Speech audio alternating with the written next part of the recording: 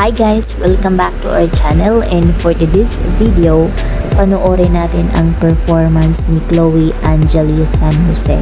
So sino po ba itong Chloe Angeli San Jose? Siya po ay girlfriend ng ating athlete gold medalist na si Carlos Yulo. O diba? Akalain nyo, nagpe-perform siya sa ASAP. Lagi siyang binabash kasi meron siyang issue ng nanay ni Kaloy, but look at her, she is shining like a diamond, shine bright like a diamond yung atake.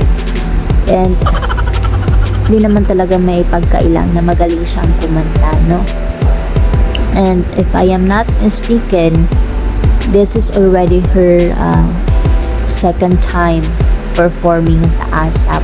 Nung may nakikita akong video na nagpe-perform siya dati, I think that was way back 2019 ba yun? Or 2014 or 2016.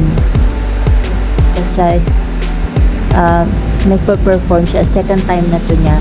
And pasensya po if wala po yung audio niya, no?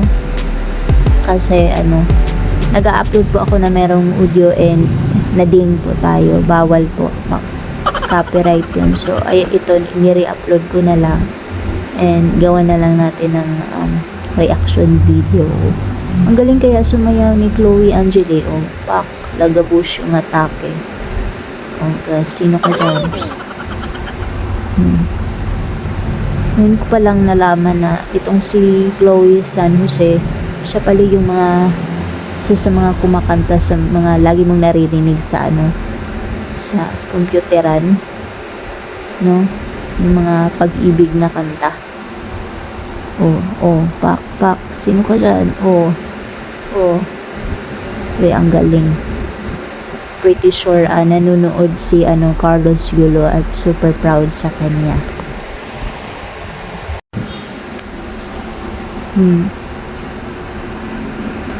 Tapos na ang kanyang performance. Diba? Ang daming nagpilian. Andyan pa si Maymay Entrata, si Robby Domingo, si Edward Barber. Magaling talaga siyang kumanta. Asap na yan.